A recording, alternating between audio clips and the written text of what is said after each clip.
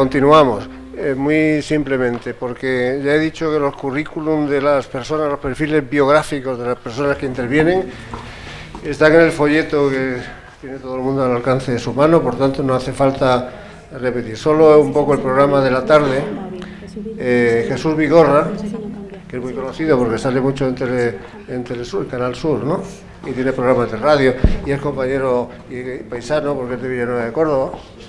De modo, una persona conocida en el paisaje de los Pedroches y uno de los periodistas más ilustres que tenemos en Andalucía, y Luis Mateo Díez, que van a intervenir ahora en primer lugar para explicar en régimen de diálogo, de conversación, el sentido de la vida y de la poesía y de la literatura que tiene Luis Mateo, y más tarde, un poco más tarde, pues una conversación ahora entre dos creadores que son nuestros ilustres acompañantes, José María Merino y Manuel Gutiérrez Aragón. Manuel Gutiérrez Aragón viene del cine, pero siempre ha sido un magnífico guionista y ahora un novelista insigne.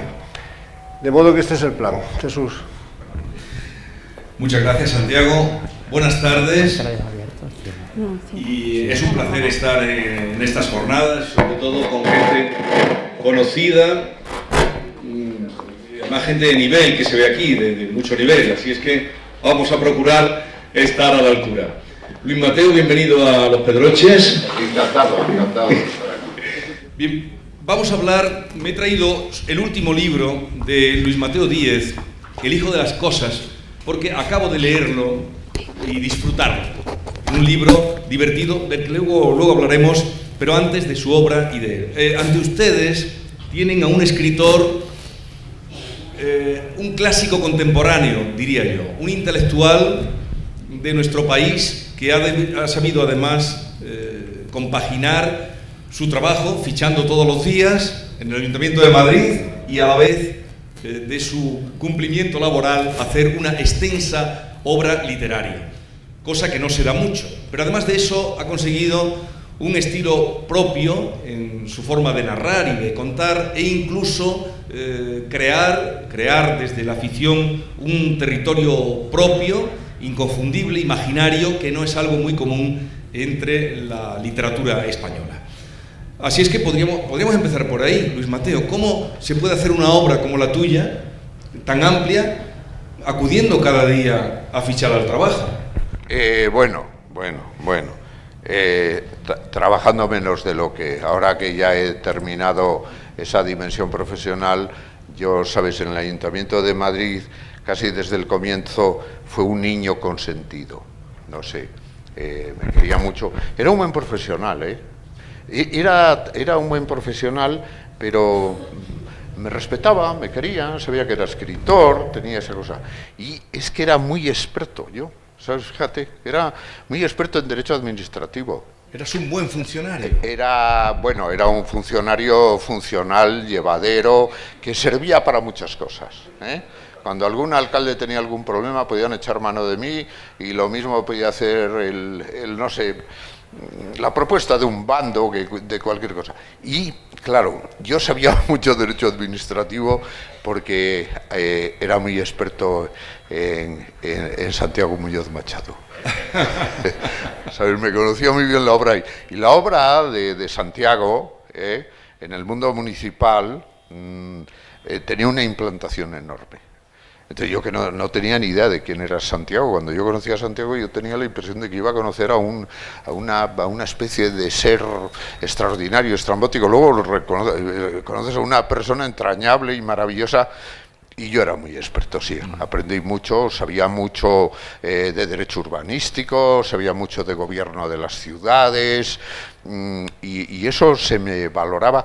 Y era entonces un funcionario consentido. A mí siempre me ha llamado la atención porque los escritores españoles, por lo general, empiezan a decir que necesitan ese ámbito para crear, publican, han de manifestar la mayoría de las veces su opinión en los medios de comunicación, aparecen en las tertulias. En cambio, Luis Mateo no. Luis Mateo, sabíamos que trabajabas en el Ayuntamiento de Madrid, que eras un buen funcionario, Y la obra iba creciendo sin estar ni tampoco a ningún premio. Los premios que te han dado no son en los que hay que presentarse. 2 veces Nacional de Narrativa, 2 veces Premio Nacional de la Crítica y otros más que podríamos dar, incluso académico, es académico de la Real Academia en la silla, en el sillón, I mayúscula. I mayúscula. Y latina mayúscula. Sí. ¿Nunca has estado tentado de presentarte, por ejemplo, a esos concursos que dicen que es una manera para poder llegar a los lectores? Bueno, mi relación con la literatura era tan intensa y tan comprometida que no necesitaba ir más allá de lo que yo hacía. Entonces, yo aprendí a ser una persona discreta. Yo he sido, la discreción me parece muy bien, y la discreción conllevaba un poco pagamiento de uno mismo. Discreto, poco pagado de mí mismo y con una propensión un poco al secreto. Entonces yo era un escritor que consumaba una parte sustancial de mis obsesiones escribiendo. Bien, hombre, luego eso tenía una derivación y yo encontré enseguida, una atención pública y una valoración de lo que hacía suficiente.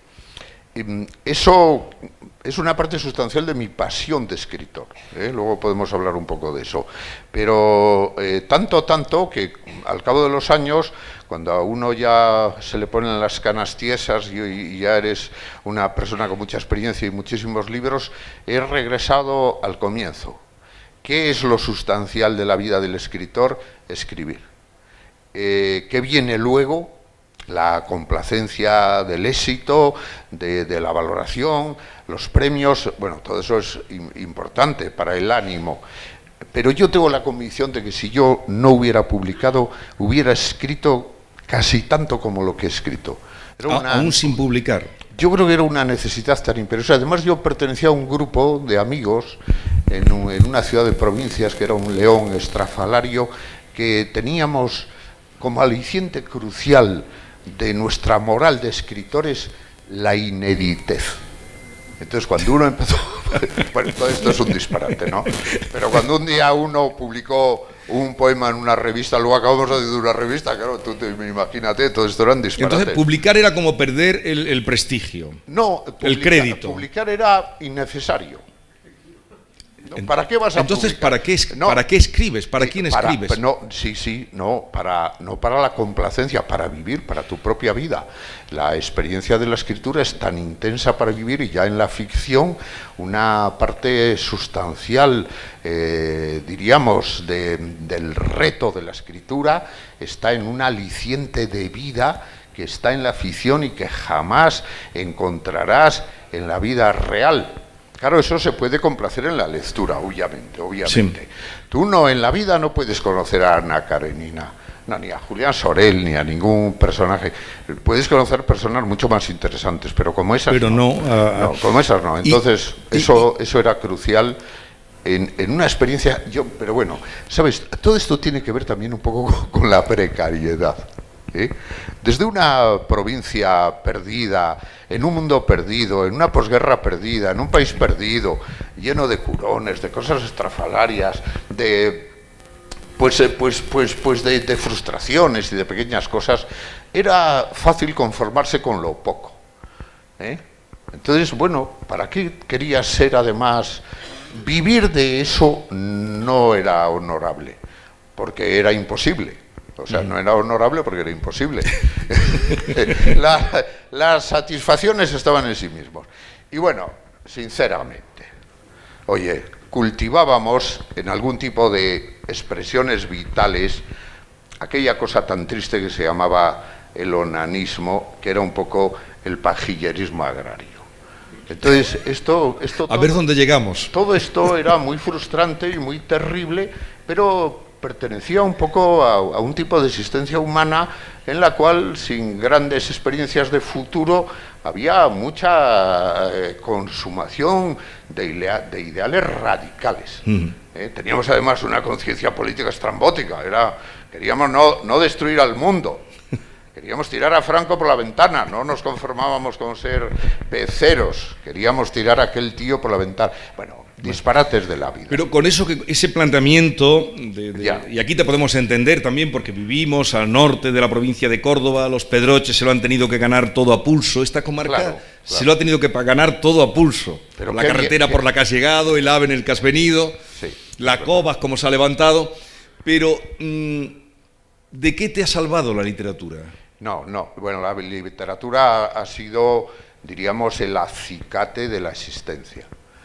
La literatura, sobre todo la narrativa, la ficción, que es lo que yo he hecho, es un poco una parte crucial de mi experiencia de ser humano. Entonces, sí que es verdad que en la literatura, en este intento de contar la vida, ya que soy un contador de historias, un narrador en ese sentido, si quieres, más explícito y más habitual, ¿no? El que cuenta. Claro, esa idea de contar sí que en mí tenía también una experiencia personal en mi infancia.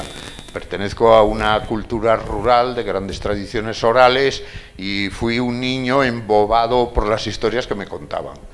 Entonces, esa especie de niño un poco perdido, un poco ciruelillo, que tenía, diríamos, una fantasía personal alimentada por la fantasía de los grandes contadores o de los modestos contadores de historias en la oralidad, eso me alimentaba. Entonces sí que yo creo que en la infancia yo tuve ya un aprendizaje de lo imaginario, aunque fuera muy simple. Y aquello que estaba también en el mundo gráfico, de los tebeos, del cine, de lo poco que podías ver, era una parte sustancial de tu existencia. Tanto que hay un momento, tal vez en mi adolescencia, en que yo digo, me interesa más la vida imaginaria que la vida real. Con lo cual me hago un adolescente de medio pelo que tenía una vida muy, muy poco interesante, pero que tenía una imaginación poderosa para poder vivir lo que no iba a vivir. Bueno, y eso es la literatura, ¿no? Las otras vidas, las otras realidades, las ensoñaciones, la capacidad de conocer cosas.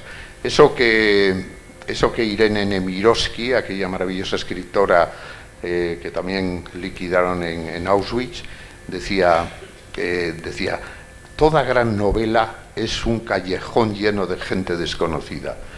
Yo entendí que en la literatura, tanto escribiéndola como leyéndola, podía conocer a mucha gente. Y de luego en la vida a mí lo que más me ha interesado es conocer personas. Conocer personas, pero a veces imaginadas también. Sí, no, tanto. O las más de las veces imaginadas. Tanto. Oye, como la literatura es vida, Luis Mateo, ¿crees que hay que perseguir, y además desde el estado donde ya estás también, como escritor y como un ciudadano, ¿en la vida hay que perseguir el placer o la razón? Hombre, no está mal administrar ambas cosas. Yo te diría que lo mejor es un razonable placer, o un placer razonable. Un placer excesivo es absurdo, porque es quimérico para administrarte en la vida. En la imaginación está muy bien, volar lo más que se pueda, pero el entendimiento del equilibrio de las cosas, que parece que es lo que provoca un cierto equilibrio a la vez de felicidad, estaría en un tono medio. Es fundamental el sentido común, no ser más ambicioso de lo debido y no quedarte todos los días en casa esperando que llegue alguien a tocar el timbre. Bueno, entre nuestro respetable habrá gente que ha leído alguna obra tuya. El otro día contaba, como sabía que nos íbamos a ver, me salían de libros de narración 40 y tantos. Madre mía. Muy bien. Yo creo que estás exagerando un poco. No. En Wikipedia, Bueno, Wikipedia es que, en fin, hay que andarse con cuidado. Pero tenía cada uno el título. Sí. Has escrito mucho. He escrito mucho. Soy escritor prolífico, sí, es verdad. Es un escritor con obra, porque hay escritores, es verdad, incluso algún académico, que no tienen obra, o no conocemos su obra, pero él es un escritor con obra. Y habrá quien ha leído algo de él, no sé, el último libro, ha salido este año, o Vicisitudes, o se haya acercado al reino de Celama, que contenía, luego hablaremos de Celama, porque es como los Pedroches para nosotros, es Celama, el territorio literario de Luis Mateo. Pero para quienes no te hayan leído, ¿podrías leer algún relato breve, algún cuento? Sí. Mira, porque además con esa voz que tienes, no todos los escritores tienen una voz ni leen como tú. Sí, oye, a veces me han intentado fichar para el teatro, fíjate. Pero con el porte que tienes. No, nada, pues un actor penoso, con una buena voz, una razonable presencia y una miseria absoluta para intentar hacer lo que no debo. No creo. El escritor prolífico lo es por necesidad. Sí. Y porque tienes un mundo al que puedes sacarle muchas cosas. Porque si no, yo, desde luego, si me pongo ante la página en blanco, yo no veo nada, veo nieve, solo aquello está blanco. No, tienes que tener ese tal. Pero no es, el ser prolífico, escribir mucho, no es garantía de que seas bueno, ¿no? Con muy poco se puede llegar al límite, ¿no? Rulfo llegó al límite con 3 cosas. Y Galdós llegó al límite con muchísimo. O sea que eso da lo mismo. No, si todos los años publicas un libro, digo, bueno, pues oye, yo qué sé. Eso proviene de una necesidad. Y tiene que ver, yo creo que lo prolífico tiene que ver un poco con lo vitalista. Es que la necesidad te lleva a una tensión de vida que no te aguantas a ti mismo. Yo con lo que vivo no me da de sí. Digo, pero qué poco vivo, esto que tal. Aunque soy muy resignado y sé que a la vida no hay que pedirle más de lo que debe, no soy nada ambicioso en eso. Pero claro, ese otro ámbito de lo imaginario, la experiencia de lo imaginario que tú administras a través de las lecturas o que consigues con lo que escribes, claro, es una experiencia de vida. Sí, no, el arte, el compromiso crucial del arte es con la vida, no con otras historias culturales, intelectuales y demás. Esa experiencia de vitalidad yo creo que es la que justifica a los creadores que son muy desbordantes o a los que son extremadamente exquisitos y depuran al límite. Bueno, escuchamos entonces... Bueno, vamos a ello. ¿Te has traído el de los ovnis? No, bueno. No, es que es muy largo. Bueno, esto de los ovnis es que es un problema familiar que tengo yo. Pero luego se lo contamos. Sí. No, bueno, os leo esto. Mira, por ejemplo, tengo aquí es una pequeña historia que puede dar medida de una de mis obsesiones. Se podría titular Infortunio. Y es un texto que tiene que ver con algo que todos tenemos, ese tipo de experiencia que tiene uno cuando encuentra a alguien que te cuenta, hace tiempo que no lo ves y te cuenta lo que le ha pasado. Les juro a ustedes que es un cuento de humor, aunque les va a parecer todo lo contrario. Lucio no reconoció a Raval hasta que tras cruzarse en la acera del Café Linaza, Raval dio unos pasos, se detuvo y se volvió para llamarle. Lucio Vela, musitó complacido por la certeza del descubrimiento. Hombre, Raval Camaño, dijo Lucio asombrado, sabiendo enseguida que eran la extrema delgadez y el color terroso de su cara los que le dificultaban recordarlo. Tienes mala cara, fue lo primero que se le ocurrió decir a Lucio Vela, ni siquiera como una constatación, apenas como el espontáneo comentario que suscitaban sin venir a cuento el mal color y la extrema delgadez del rostro del amigo. Es un tumor, confesó Raval Camaño, percibiendo en el sudor frío de la mano que estrechaba en el ofrecimiento renuente del amigo un temor contagioso. Yo tuve un aviso grave por un pólipo, dijo Lucio, que retrajo la mano sin que el temblor se paliara, mientras Raval retiraba la suya antes de tiempo. Me dieron algo de quimio por precaución. Vamos. Raval Camaño tenía un brillo raro en el ojo derecho, como si una esquirla se reflejara en la pupila o una gota de lluvia lo hubiera salpicado. conmigo ya no siguen, indicó, alzando los hombros mientras el brillo del ojo se apagaba. La metástasis me tiene invadido. Lo que me queda, bueno, pues es lo que buenamente me quede, así de simple. ¿En casa bien?, inquirió entonces con la poca pericia de quien no tiene recursos para suavizar una situación cuando ya resulta insoslayable. Bueno, Tere falleció hace 4 años, dijo Raval Camaño, sin que la voz sonase compungida, apenas vacía. El mismo tumor, ya ves qué puta casualidad.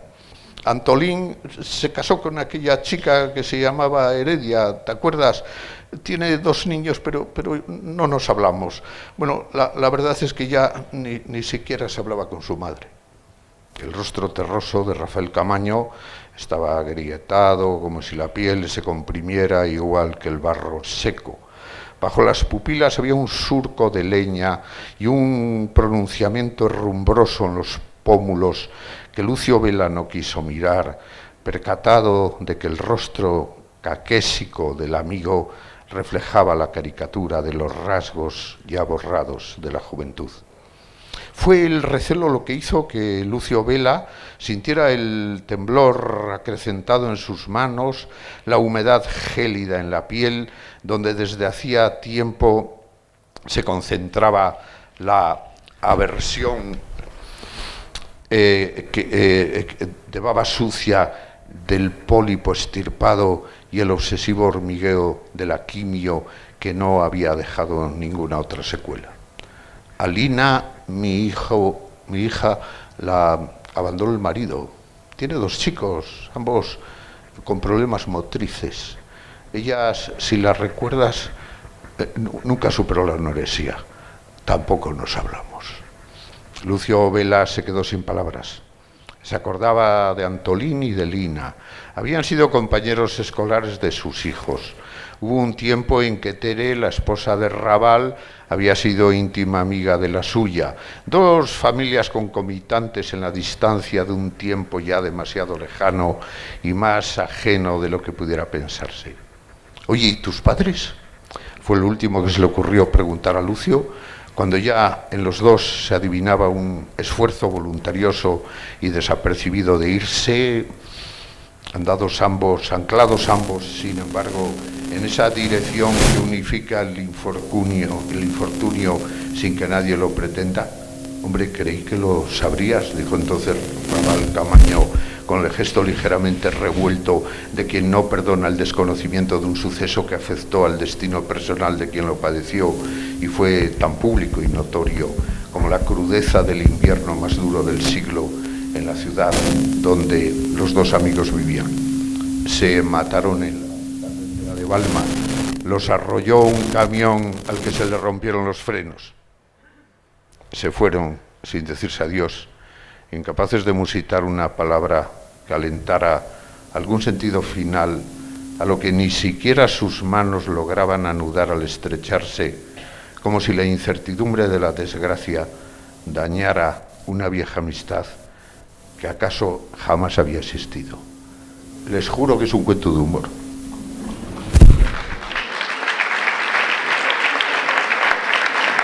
La vida misma. La vida. ¿Cuántas cosas, de verdad?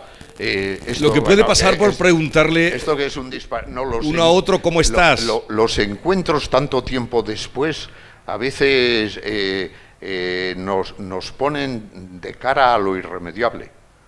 Hombre, aquí hay una acumulación de cosas, pero todos tenemos a veces esa experiencia de que un mal encuentro es algo que no merece la pena. ¿Mejor cambiarse de acera? Pues sí, cuando ves venir a un amigo que hace mucho tiempo que no ves y ves que está como muy transformado, muy cambiado, es la propia imagen que él puede tener de ti. Entonces él, si pasa y no dice nada, es mejor que tú te resguardes un poco. Pero no quiero dar una visión tan pesimista de la existencia humana. Luis Escobar. Lo normal es cruzar la carretera y darle un abrazo y sentir que tiene una metástasis del copón. Luis Escobar Marqués de las Marismas, Sí. actor en maravillosas películas de Berlanga.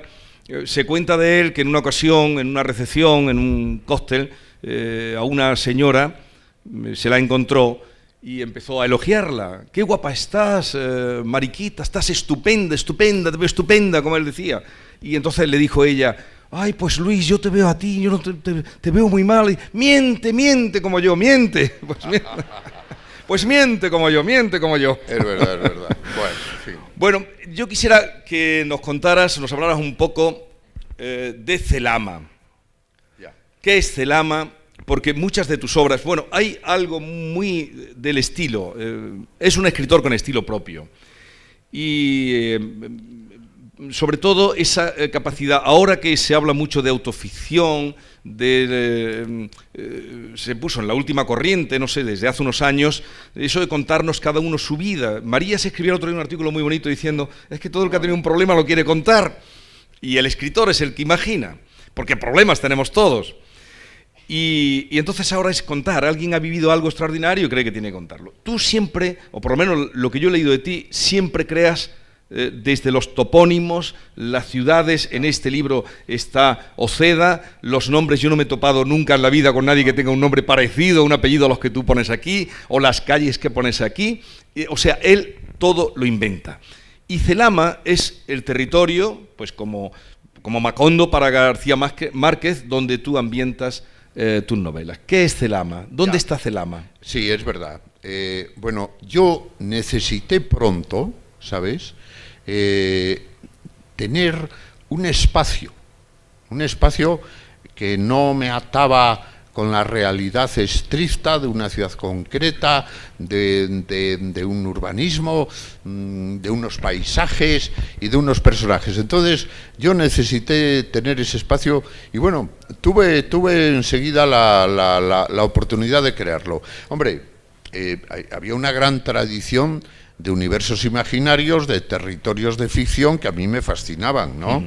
Desde el Clarín, de aquel Oviedo trastocado en otras cosas, hasta el Faulkner, en fin, todo eso. No, eso, ¿sabes?, es como una necesidad, no es otra cosa. De pronto tú necesitas como ser dueño de un territorio para que allí suceda todo lo que se te puede ocurrir. Yo lo hice enseguida, desde mi primera novela. Las estaciones provinciales era una novela que el escenario implícito era mi ciudad, que era el León de mi juventud, pero no se nombraba nunca. Pero ya en la segunda, en La Fuente de la Edad, aquello ya no se sabía dónde estaba, y a través de eso yo tuve la constatación de una especie de provincia imaginaria. Podía estar por el noroeste, pero para nada tenía por qué ser León. Era una provincia imaginaria. Además, yo que leía de aquella Elías Canetti, fíjate qué cosas hacía uno, pues yo leí un libro de Canetti que era La provincia del hombre, y a mí eso me dio como un aliento, en fin, me puso un poco estupendo y demás, ¿no? Entonces, en esa provincia imaginaria hay muchas ciudades, que yo las llamo ciudades de sombra, porque son ciudades en las que se apagó la luz. Pertenecen a un pasado, pero su tiempo es indeterminado. Yo creo que hay un aliento de extraña posguerra, pero eso alimenta un sentido de misterio, que en esas ciudades algo sucedió, una tragedia, una gran desgracia. Todas son antiguas, se ve que fueron hermosas, tuvieron fortificaciones, un patrimonio artístico tal, pero el tiempo las ha envejecido. Entonces, lo que queda, diríamos, de aquel resplandor o de aquel esplendor es ahora algo así como el vacío del envejecimiento. Y ahí viven unos seres humanos peculiares. Las ciudades tienen nombres extraños, y los seres peculiares pues no se llaman Luis Mateo ni José María ni Manolo, todos tienen nombres peculiares. Y diríamos que en esas ciudades hay una atmósfera, hay un ambiente, hay una atmósfera fuerte. Y luego hay unos seres humanos que tienen como elemento crucial una férrea conciencia de su existencia, un sentido profundo de su fragilidad y previsiones quiméricas de lo que puede ser el futuro y de lo que fue el pasado. Extravío. Todo eso conforma algo que para mí tiene un poco de sentido con la propia idea que yo puedo tener del ser humano, de la condición humana. Pero bueno, en fin, eso como, sería como elemento metafórico. Sería y la palabra celama. Sí, y entonces verás, en esa provincia donde hay tantas ciudades de sombra, en el suroeste hay una comarca que se llama Celama. Entonces yo me fui a esa comarca, está acotada, ya no, prácticamente no ha vuelto a salir. Está en la trilogía del reino, de Celama, bueno, en la ruina del cielo, en el oscurecer, en el espíritu del páramo. Bueno, en esa comarca está un poco la remisión de un remoto pasado que ha tenido una herencia a través de lo que podrían ser las culturas campesinas, ¿no? Es una herencia que remite a siglos atrás. Esa tierra tuvo una transformación, han pasado muchas cosas, no sé, imaginémonos los Pedroches de hace 400 años y lo que es ahora una actualidad floreciente. Allí también, en Celama, vino el agua, se redimió una tierra del pasado. Entonces lo que ha quedado es, en lo que yo he narrado de ella, una gran multiplicación de seres que vivieron en ese pasado. Entonces mis libros escarban un poco en las tumbas de esos seres, en lo que pudo ser esa memoria perdida, muerta, de lo que fue aquella supervivencia, en lo que vivir era una lucha dura para el trabajo de la tierra y para todas estas cosas, la gran herencia campesina. Sí. Eso es Celama. Y el lenguaje, también el lenguaje, sí, o las historias de tradición oral, sí, que está muy presente, porque tu lenguaje es muy cuidado, palabras bellas, con sonoridad. Sí, lo que hay es siempre una huida de lo costumbrista. O sea, yo he hecho siempre un lenguaje escueto, estricto, simbólico, metafórico, donde no hay referentes costumbristas, pues no me interesan para nada, o me han interesado en algunos autores que yo he leído con mucho interés, por supuesto. Pero lo que hay es unas estructuras sintácticas y expresivas muy cuidadas para expresar ese mundo, ¿no? Y ahí sí, el aliciente de ese mundo, el bagaje de ese mundo, tiene mucho que ver con lo mítico y con lo legendario. Y lo misterioso, porque siempre, casi siempre hay un misterio. Misterio a veces en los personajes, otros en la historia. Sí. ¿Corriges mucho? Sí, verás, yo he seguido al pie de la letra dos consejos que no son muy recomendables. Uno de Valle Inclán que decía: el auténtico escritor es el que junta por primera vez dos palabras. Bueno, esto es una cosa terrible, pero bueno, hay que leer a Borges, hay que leer a Valle, hay que leer, en fin, ese punto de la relación con las palabras para hacerlas entrechocar. Cuando dos palabras chocan por primera vez hay un resplandor especial, por lo menos para quien las escribe y demás. Y la otra era una cosa de Conrad terrible, que era decir, nunca pases a la frase siguiente hasta que no estés plenamente satisfecho de la que acabas de escribir. Entonces, claro, te puedes empezar ahí toda la vida y demás. Sí, no soy de esos escritores que se han pasado días y noches buscando un adjetivo, ¿no? Eso yo no lo soy. Pero sí he hecho un aprendizaje en la escritura de mucho reto y muy férreo.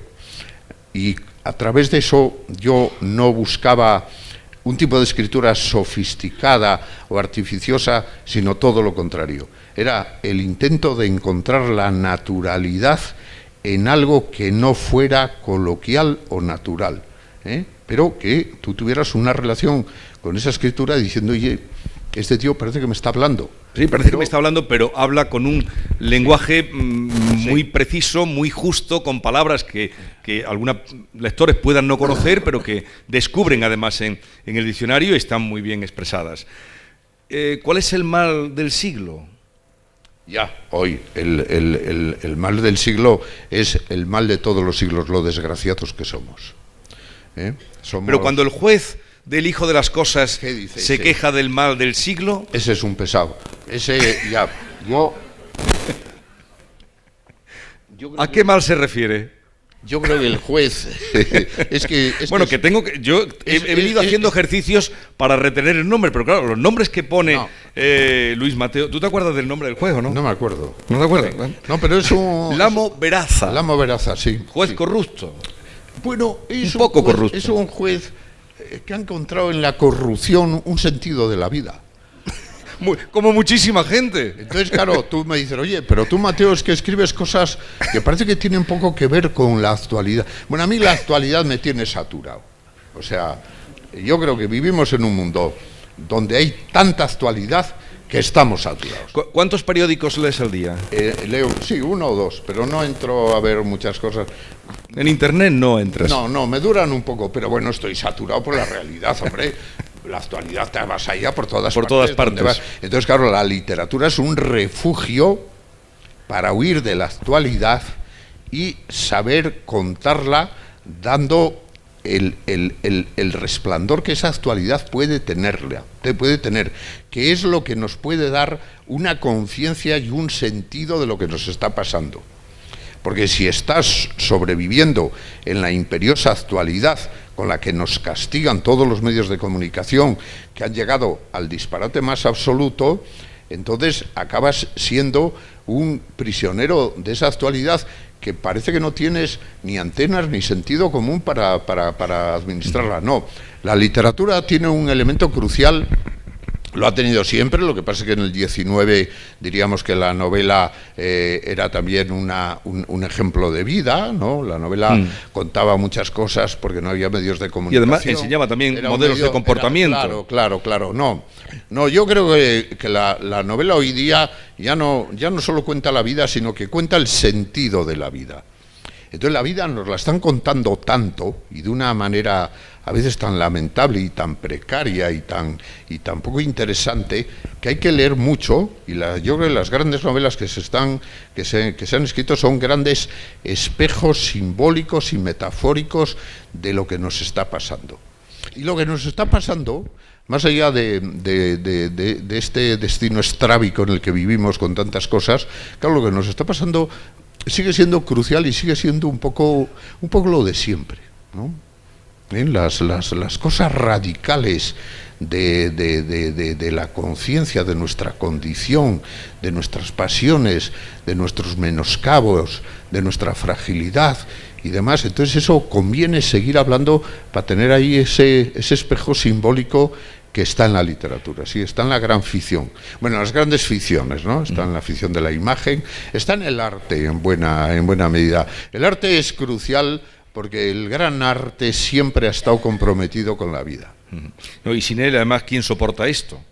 Sin el arte o sin la literatura, ¿quién puede soportar? Bueno, te engañan con... Hoy día lo puedes soportar con vacuos entretenimientos. O sea, hoy día tú ves a un chaval enchufado con un chirimbolo en la mano y bueno, está, diríamos, una especie de ensimismamiento iluso que, bueno, pues está navegando. Lo malo es que esa navegación ensimismada e ilusa esté manipulada. Ahí, pero es que está manipulada. Claro. Es que las redes, la misma palabra lo dice, son redes. Las redes atrapan. Sí. Y bueno, pues yo no lo sé. Yo, fíjate, en casa a veces he tenido algún tipo de discusión con algún hijo, en fin, alguna nieta por ahí que ha llegado a la edad de tener... De lo digital. Del aparatito. Y bueno, pues no lo sé, a lo mejor su padre con un criterio, no, esto no puede ser, hasta que no tengas una cierta edad, hay que meterse en esto y tal. Claro, también dices, oye, estos son los artilugios del mundo en el que vivimos. Entonces habrá que usarlos, sí. Habrá que saber administrarlos, habrá que tener un tipo de comportamiento o de disciplina para usarlos, pero tampoco puedes dejar que tu niña no use el aparatito ese y sea una chica solicista que vive en otro mundo. Lo que pasa es que las nuevas tecnologías que han aportado muchísimo, esto sería... Además creo que hoy, hasta visitando las instalaciones de la COVAP, sí. Hablabas tú de la utilidad de las nuevas tecnologías, pero en cambio... todo lo que aparece hoy, sí. Yo por lo menos lo mantengo, es incompatible con la lectura. Ya. Todo lo que aparece. Y los que creemos en la lectura, y tú en la escritura y la lectura también, por supuesto, No sé cómo saldremos de esto, pero para la gente joven y la gente mayor también. Hoy venía en el AVE y no ves ya a nadie con un libro. Todo el mundo va con el aparato del teléfono, con móviles, con tablet. No sé si alguien iría leyendo. Ya todo es incompatible con la lectura. Claro, con la lectura, claro, la parte crucial de esa incompatibilidad, diríamos, es lo que el artilugio le secuestra a la imaginación y a la posibilidad de tener una intensa vida imaginaria. Que todo eso se degrade y se convierta, diríamos, en un mero artilugio de un fatuo entretenimiento. Sí, no, eso a mí me parece que... Entretenimiento, perseguir las falsas noticias que nos abruman. No sé quién pondrá control. Porque son conductos de manipulación. Todo lo que no es aquella cosa tan antigua que nos decían siempre de vida interior es crucial. La vida interior entendida no en un sentido doctrinario y tal, no, la experiencia de ti mismo con tu propia intimidad, con el sentido un poco de lo que eres y de lo que crees que deben de ser las cosas y cómo eso se alimenta, ¿no? Eso... Pensar, la reflexión, el sí, sosiego además, para leer. Claro, porque además en la novela, en la ficción, en lo que es la experiencia de lo imaginario, claro, sigue habiendo grados de conocimiento de lo que somos que no están en ningún otro sitio, ¿no? Y eso es fundamental. Y luego sigue habiendo arquetipos de comportamiento que son cruciales también para el contraste de lo que somos, para nuestro propio sentido de las cosas. Desde luego, todo lo que es tecnología que nos roba experiencias personales y nos lleva en esa especie de derrotero estrábico, no lo sé. A mí por ahora me parece que es penoso. Y siendo las tecnologías, fíjate, esta mañana Merino y yo estábamos aquí en Cova viendo el mundo de los productos lácteos, que yo qué cosa más fascinante. Sí, sí, para más. Lo único que nos dejaba un poco frustrados es que era tecnología sueca. Dices, joder, si fuera tecnología española estaríamos totalmente... En esas cosas los suecos, pero luego no, el jamón se hace aquí. Y además la metáfora de Merino, sí, tengo entendido que te ha dejado, ¿no?, la de estalactitas, la sala de las estalactitas. Sí, los jamones colgados, las estalactitas. Maravilla, ¿no? En nivel. La sala de las estalactitas. Bueno. 800.000 jamones. Eso da una vitalidad creadora, eso es expresión, oye, de un mundo agrario, de un mundo lleno de los bienes de la tierra y de esas cosas tan pero ahora yo quiero que me hables un poquito de esta novela, porque todos los que te han seguido, te leen, están ensalzando mucho El hijo de las cosas por el humor. No sé qué pasa, a ver qué posición ponerme para que esto... el humor. Bien. Que aquí es una novela donde el otro día leí una entrevista contigo, decías, es que leo cosas ahora y ni yo mismo me reconozco. He dicho, te has pasado aquí. En esta ciudad donde se dan muchos gatillazos. Sí. Oceda. Hay muchos gatillazos en esa ciudad, aunque no sé, estadísticamente... No, oye, de todo tipo. Hay muchos accidentes. Sí. Los que tienen el accidente contra farolas, casi todos, salen con el volante en la mano. Sí. Es una... son gente, habitantes poco vinculados a su tierra, con muy poca vinculación. Un poco extraviados. Bueno, la novela cuenta algo que a mí siempre me interesó mucho, porque es un asunto arquetípico, que es un tipo de arquetipo familiar. Que es eso, conocen ustedes mil casos y demás, pero bueno, esta novela cuenta un caso muy estrambótico, que es ese arquetipo familiar de dos hermanas y un hermano. Oye, está al cabo del día, ¿eh? Todos tenemos bien, dos hermanos y un hermano, oye, qué cosa más maravillosa para el mundo de los afectos y demás. Bien, claro, la novela tiene que ser un poco especial.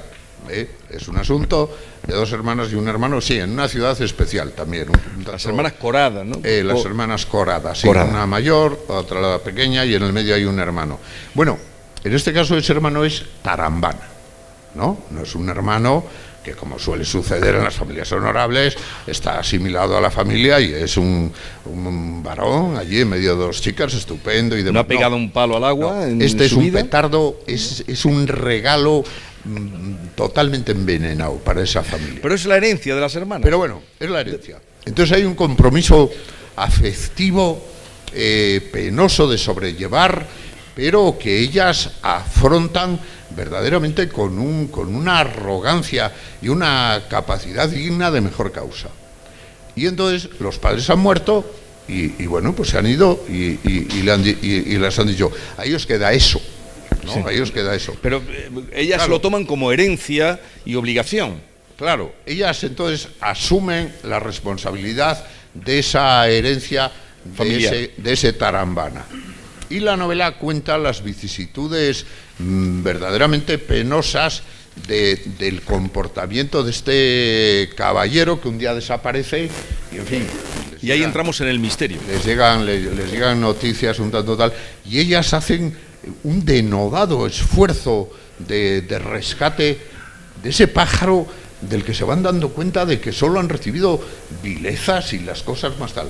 Bueno, la novela cuenta, diríamos, ese destino, esa terrible trampa que son a veces los afectos desmedidos y también aquello que, bueno, eso está bien contarlo en las novelas, en la vida hoy hay que tener otro tipo de convención y de resignación, aunque sea cristiana, ¿no?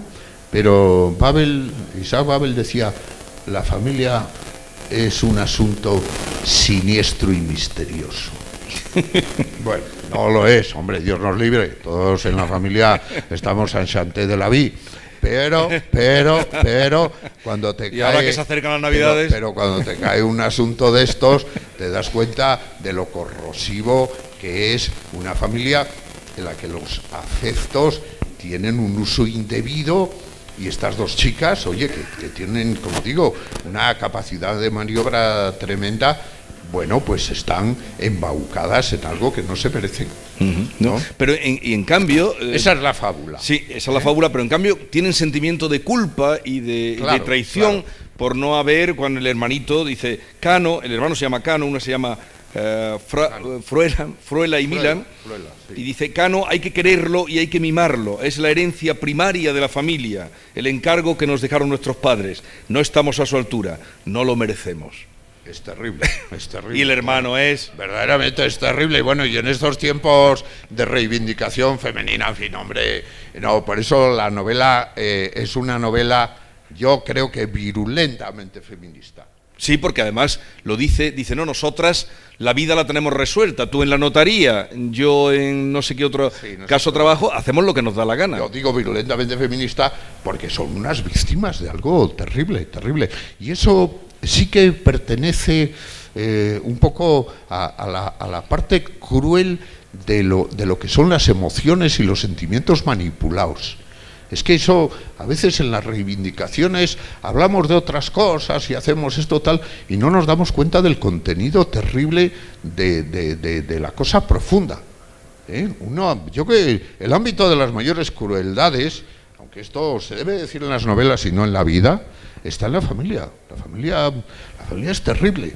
La familia es terrible a la hora de crear todo lo que ha creado, y la mayoría de los desastres y las desgracias, las confrontaciones que tenemos ahora, todos estos asuntos, el varoncito, las dos hermanas y tal, esto es muy duro. Claro, está bien contarlo en una novela, está bien tener conciencia de ello en la realidad, pero yo he usado en la novela, diríamos que elementos muy expresionistas, que es lo que me gusta a mí más, y de un humor sardónico y muy extremado, de modo que tú dirías, te puedas regocijar leyendo esta novela, pero como mucha gente me ha dicho, dice, oye, qué novela más divertida y qué terrible cuando acaba. Sí, porque el humor inteligente penetra más y hace... Anoche mismo pusieron la película del Gran Dictador en la 2 de Televisión Española. Ya. Fíjate, El Gran Dictador, en la 2 de Televisión Española. Qué maravilla. Bueno, y el humor, esa película hecha en los años 40 por Chaplin, cómo ve lo que va a venir y la dureza que tiene mientras estamos riéndonos, ¿no? Era tremendo, sí. Por Bueno, el humor, ¿sabes? Para mí, según me he hecho mayor, y de pronto yo me he dado cuenta de que soy muy mayor. Y además lo he aceptado, y me miro en el espejo. ¿Y qué te dices? Y digo, coño, Mateo, qué mayor estás. ¿Qué te duele hoy? ¿Y eso qué te provoca? ¿Más gana de cachondeo? No, sí, no. Y entonces yo me digo, vamos a ver, joder, ¿qué te duele hoy?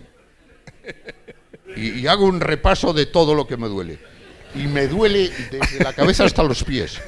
Digo, me duele un poco el dedo gordo, se me ha dormido, estoy durmiendo, tengo una lumbalgia que no puedo más. Ayer, porque me tomé una copa de ron, no pude dormir. Estoy hecho un desastre.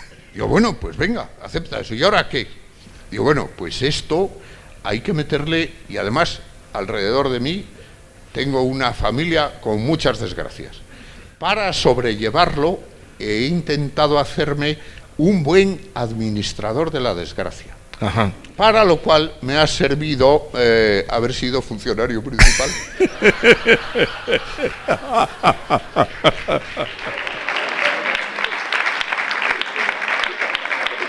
¿Sabes? Sí, te entiendo. En la administración local, como bien sabe Santiago, se administra la realidad. No como en la administración pública, en los ministerios y por ahí, que no se sabe ni lo que administran. Solo hay que ver cómo vivimos. O sea, que eso te ha servido. Claro, la realidad, la administración local, coño, están las traídas de aguas, está lo otro, lo que pasaba. Yo cuando estaba en el ayuntamiento, joder, allí había cosas, es que era lo cotidiano. Había reventado una cosa, llovió, en Valdeacederas se habían estancado allí, bueno, todo ese mundo. Bueno, yo dije, bueno, administras las cosas para que funcionen, pero también aprendes a administrar las precariedades, los servicios, y cuando los servicios no funcionan. Creo que soy un buen administrador de la desgracia, de verdad. Bueno, no me cabe duda. No voy a decir nada, pero a mí me llamaron una vez de la Universidad de Harvard, porque se habían enterado de que yo tenía mucha mano para esto, sí, para hacer un máster sobre la administración de la desgracia. ¿Y fuiste a Harvard? No, es que eres muy sencillo, muy humilde. Eso coincidió con el declive de los máster. Ah. Si no, sí que hubiera ido allí. Porque claro, en un currículum, máster de la administración de las desgracias. Claro. Hubiera sido estupendo. Oye, ¿de dónde sacas este inspector que lleva la cabeza por un lado? Aquí esta novela tiene bastante de expresionista, algo vallinclanesca, humor a raudales, pero ese inspector, yo la tuve que leer 2 veces la página. La primera vez que apareció, que digo, pero a ver, ¿qué quiere decir que la cabeza va por un lado y el otro va por otro lado? ¿De dónde has sacado eso? Bueno, esto que dices, Jesús, está muy bien. Porque, ¿sabes? Yo soy un escritor. Yo soy uno de los escritores españoles más baratos que hay. ¿Sabes? ¿Por qué? Porque tengo una clientela lectora, no muy exuberante, buenos seguidores, pero un tanto por ciento que dicen, Mateo, tus novelas hay que leerlas 2 veces para entenderlas. Entonces, duran más tiempo. No, ¿sabes? Este inspector, es verdad, es un tipo de ser humano que todos conocemos mucho. Dopico se llama. Que tiene la cabeza perdida. Todos, yo en mi familia, en fin, no es que no puedo enumerarlo, no, gente que ha perdido la cabeza. Entonces, bueno, en la vida te dicen, oye, ¿qué le ha pasado a Felipín? Ese chaval ha perdido la cabeza. Bien.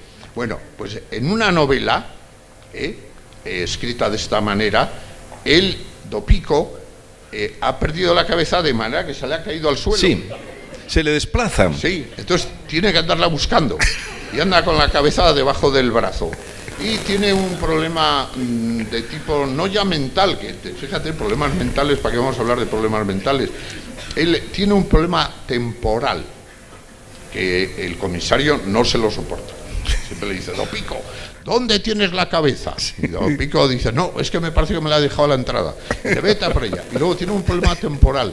Y es que él nunca vive en la hora que es, sino varias horas antes. Y si hoy es jueves, él vive un martes. Entonces, siempre llega tarde a todos los sitios y en las investigaciones, bueno, es un ser extraviado y tiene perdida la cabeza. Y eso, pues, vamos, en la vida real... Eso está al cabo del día. Está al cabo del día. Joder, eso, Pero vamos a... sí, mira, mira, ahora que no nos oye nadie, y podemos ser un poco, en fin, no agrios, tal, desde el presidente para abajo, pero tú ves en este país mucha gente que no te ha perdido la cabeza. A ver, dime, ¿quién es para ti, ya que estamos hablando de esto, una persona cuerda en este país?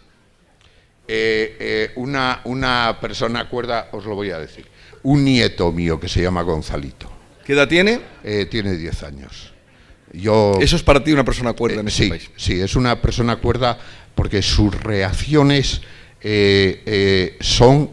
En fin, no están oyéndome mis hijos y dirían, bueno, Mateo, ¿qué te pasa? No, pero eso es una persona cuerda, porque tiene como un sentido común para salvar las situaciones apuradas. Y ese sentido común, en los políticos, yo no conozco ninguno, ¿no? Bueno, no, bien, hay muchos que lo tienen, eso es una tontería. Entonces, eso sí que me parece cordura. Solo una anécdota, y bueno, es una bobada, pero la cuento. Este pájaro lo tienen administrado sus padres para que no vea más televisión de la debida.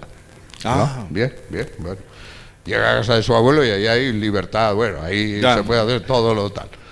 Entra por ahí, se mete en el sitio donde está la televisión, se encierra por dentro y está ahí. Llega su padre y me dice, ¿dónde está Gonzalo? Digo, no sé, está por ahí. No me digas que está en la televisión. Fíjate, la cordura del mozo en su capacidad yo diría la cordura del padre. De administrar sus cosas. Al padre abre la puerta, Gonzalo, a las 12 de la mañana de un domingo, viendo televisión, ¿qué es esto?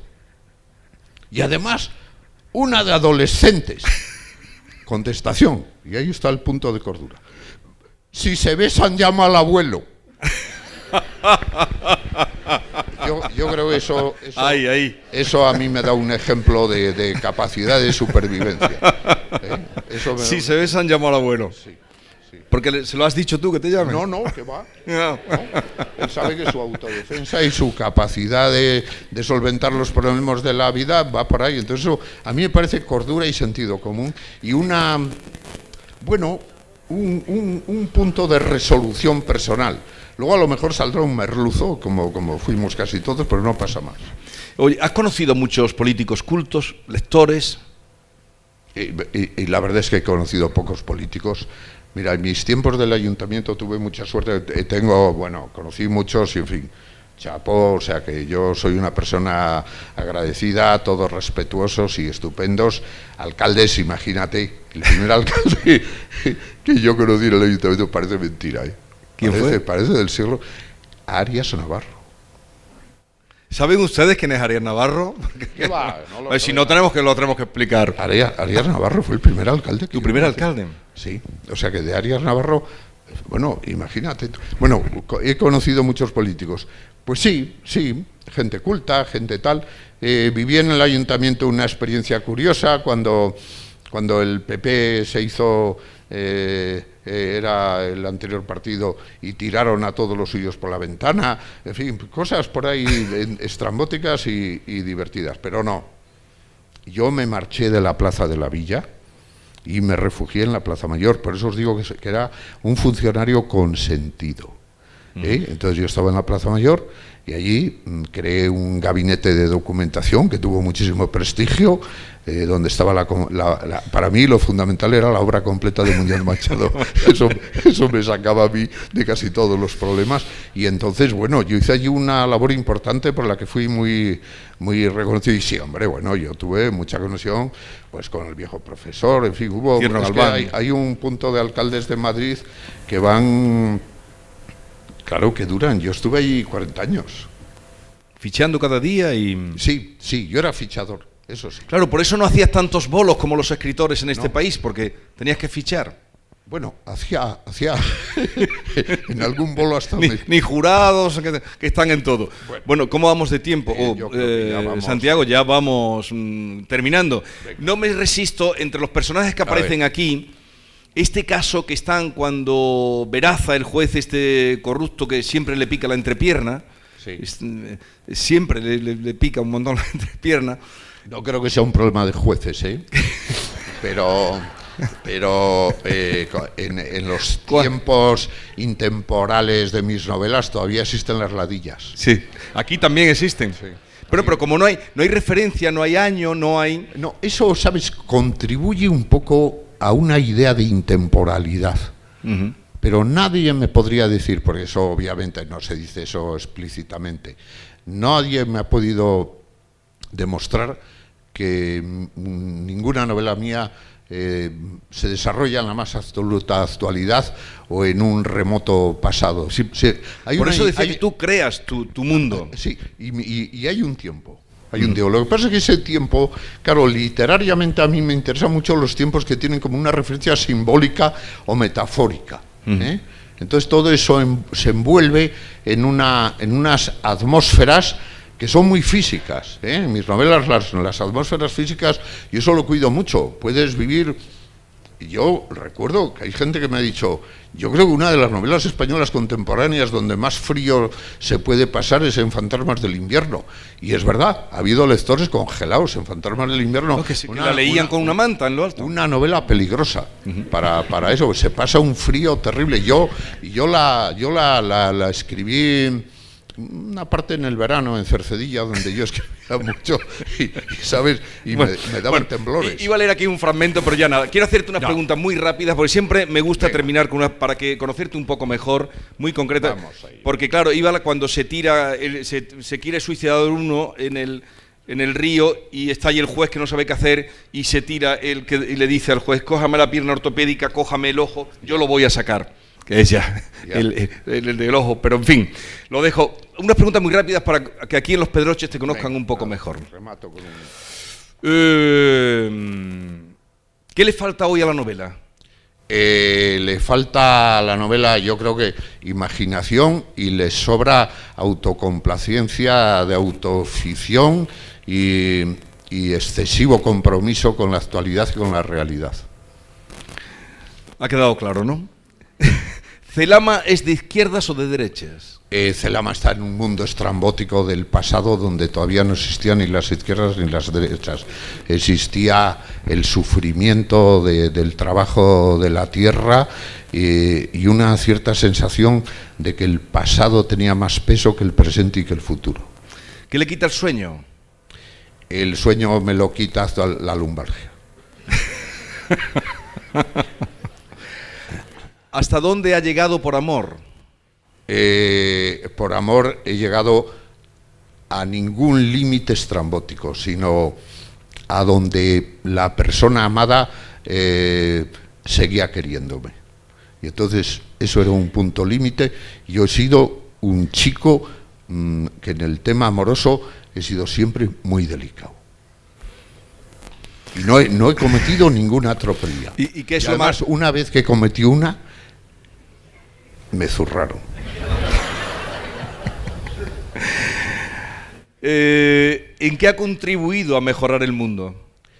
Nada, unas novelas que yo espero que quien las lea pueden darle más capacidad de comprensión de lo precarios, maravillosos y estúpidos que somos los seres humanos.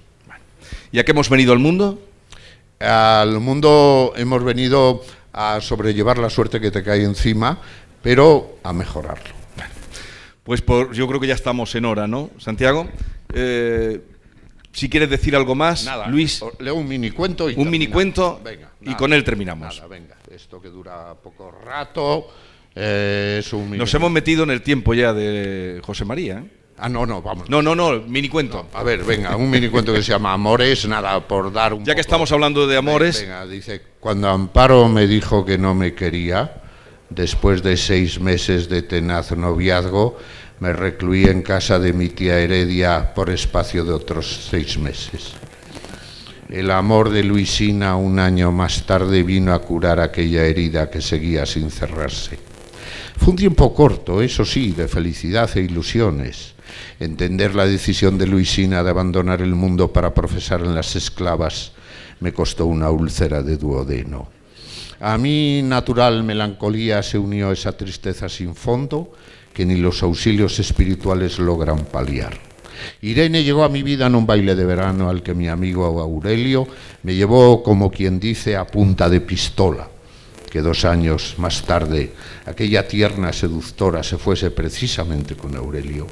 Yugulando un tiempo amor y amistad fue lo que provocó en el abismo de la desgracia sentimental mi hospitalización. Antonia era una enfermera compadecida que me sacó a flote usando todos los atributos que una mujer puede poseer. El amor del enfermo es un amor sudoroso y lleno de pesares, más frágil que ninguno. Cuando una tarde vi a Antonia y al doctor Simarro besándose en el jardín, me metí para el cuerpo un tubo de aspirinas. Gracias, como siempre, a mi tía Heredia, culminé, tras la crisis, la desolada convalecencia. Y cuando definitivamente me sentí repuesto, comencé a considerar la posibilidad de retirarme del mundo, habida cuenta de mis convicciones religiosas se habían fortalecido. Fue entonces cuando me escribió Amparo, reclamando mi perdón y reconociendo la interpretación errónea que había hecho de su amor por mí. Nos casamos enseguida y todo iba bien, hasta que Luisina, que colgó los hábitos, volvió para recuperar mi amor, e Irene y Antonia, bastante desgraciadas las pobres en sus respectivos derroteros sentimentales, regresaron para restablecer aquella felicidad herida, convencidas cada una, por razones distintas, de que el único amor verdadero era el mío. Mi tía Heredia anda, la pobre mujer, muy preocupada. Y yo, como dice mi amigo Gonzalo, sobrellevo con astucia y aplomo desconocidos mi destino, trabajando en tantos frentes a la vez. Y me voy convenciendo de que existe una rara justicia amorosa que nos hace cobrar los abandonos, aunque su aplicación puede acabar resultando perjudicial para la salud. Muchas gracias.